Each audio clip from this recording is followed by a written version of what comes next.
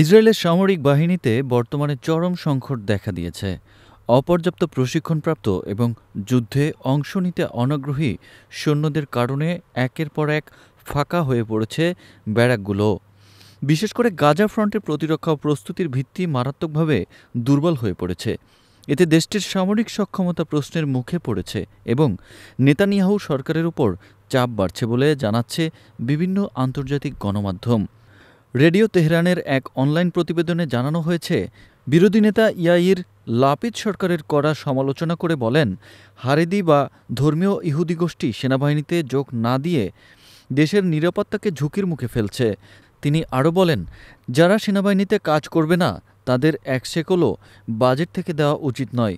বিশ্লেষকরা বলছেন, ইসরায়েলের ধর্মভিত্তিক রাজনীতির সূচনালগ্ন থেকেই হারেদিদের সামরিক সেবা এড়িয়ে চলা এক দীর্ঘদিনের রাজনৈতিক উত্তেজনার কারণ হয়ে আছে, যা আজ আরও তীব্র আকার ধারণ করছে।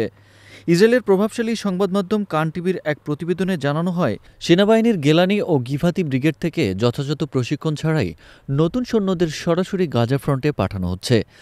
টাইমস অব ইসরায়েল ও জেরুজালেম পোস্ট সহ একাধিক সূত্রে প্রকাশ, ইসরায়েলি বাহিনীতে বর্তমানে প্রায় 20,000 সৈন্যের ঘাটতি রয়েছে।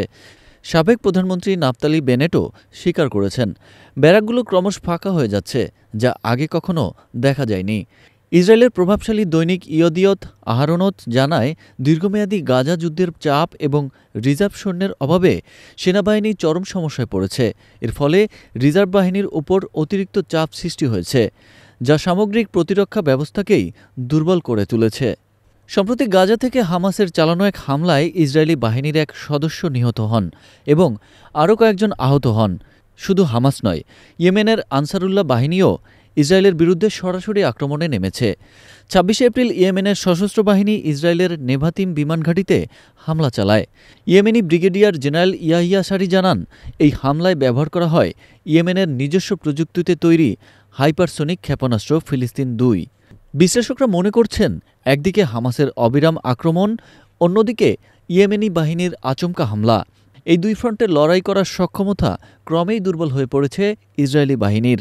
এর সঙ্গে যোগ হয়েছে সৈন্য সংকট এবং অভ্যন্তরীণ রাজনৈতিক উত্তেজনা।